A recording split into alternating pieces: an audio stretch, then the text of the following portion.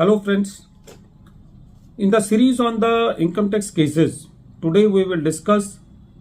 an issue which is based on the principle of consistency or the importance of principle of consistency in the income tax proceedings. The issue before the Honorable Supreme Court in the present case was that whether in the case of an assessee who is a charitable organization, the exemption can be denied to the assessee only on the ground that the donor has deducted TDS under section 194C and 194J on the donations given by the donors to the assessee, especially in those cases where in the preceding and the succeeding years those donations were held as charitable in nature by the revenue. This issue has been taken up by Honorable Supreme Court in the case of Commissioner of Income Tax Exemption and another versus Arrow Foundation.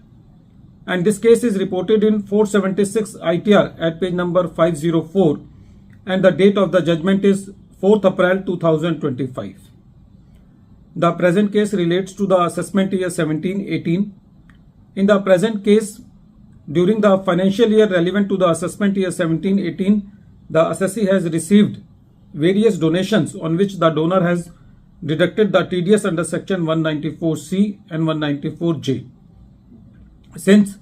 in both the sections the payments are related to the business are made to an assessee, so when the assessment proceedings were going on, the assessing officer was tempted by the nomenclature of these sections and said that since the TDS has been deducted under section 194C, which is for the payment to contractors, and section 194J, so the assessing officer concluded that since these sections are related to the business, so the whatever the income has been received by the assessee is related to the trade, commerce or business or any activity of rendering any service in relation to any trade, commerce or business, and hence the assessing officer accordingly denied the exemption under section 11. The assessee filed writ petition in the High Court, and the plea of the assessee was that the department has accepted the charitable nature of the activities in the preceding and succeeding years, and just on the basis that TDS has been deducted, it cannot be said that the assessee's activities is not in the nature of charitable,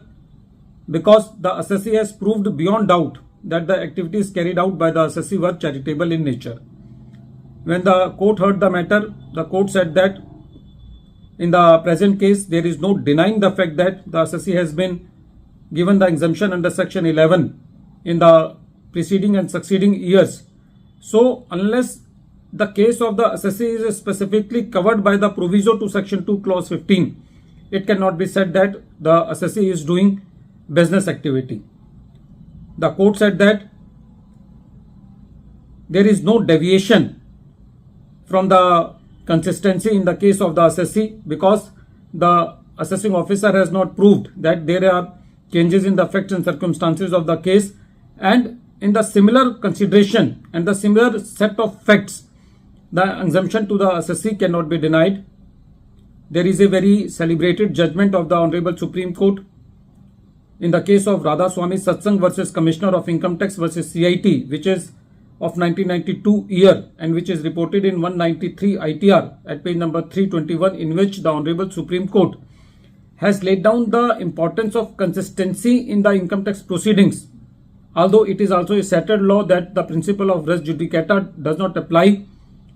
to the income tax proceedings, but at the same time the principle of consistency have a very big role in the income tax proceedings.